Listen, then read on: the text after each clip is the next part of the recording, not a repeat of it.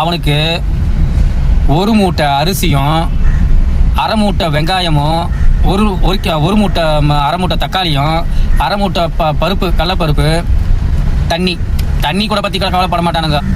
தங்கறதுக்கு ஒரு குடோன், மாட்டுக்கொட்டை மாதிரி ஒரு குடோன் இருந்தால் போதும். அவனுக்கு பாட்டெலாம் இருப்பானுங்க.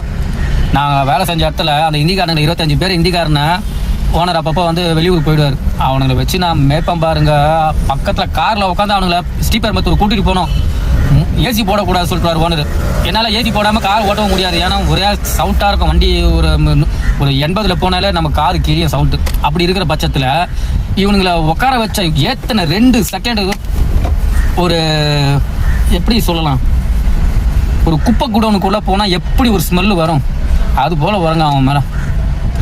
அவனுங்களை பார்க்க போடுவானுங்க, குளிக்க மாட்டானுங்க, பல் துளக்க மாட்டாங்க. பல் துளக்கிற ப்ரெஷ்ஷில் துளைக்க மாட்டானுங்க, அந்த இதில் துளக்க மாட்டானுங்க.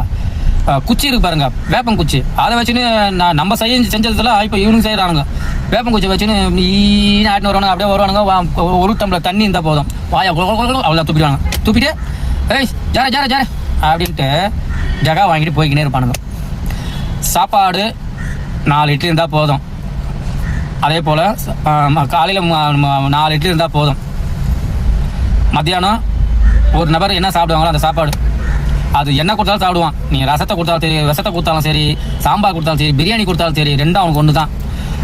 நீ என்ன கொடுக்குறியோ அதை தான் அவன் சாப்பிடுவான். எப்போ ஆரம்ப ஸ்டேஜுக்கு. அதுக்கப்புறம் அவனே வாய் திறந்து கேட்பான், எனக்கு பிரியாணி வேணும், எனக்கு லெக் பீஸ் வேணும் அப்படின்னு கேட்பானுங்க. ஏன்னா நான் வாங்கி கொடுத்துருக்குறேன் அவங்களுக்கு.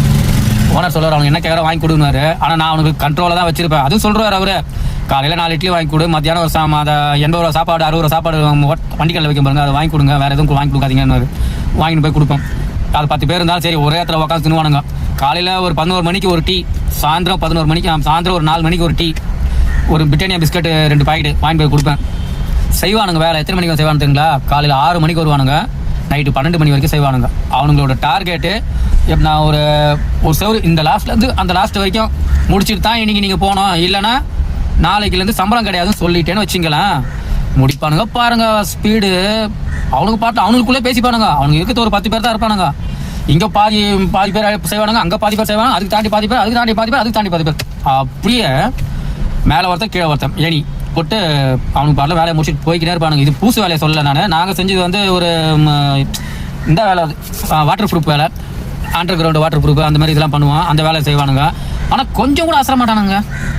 இந்த பெயிண்ட் பேரர் இருக்குல்ல, கிருஷ்ணாயில் பேரர் பார்த்துருப்பீங்க, அது வந்து பெயிண்ட் பேரர் கூட வரும். அந்த மாதிரி அந்த பேரரை 2 பேர், அது நான்லாம் நிமிஷம் பார்த்தேங்க, 5 பேர்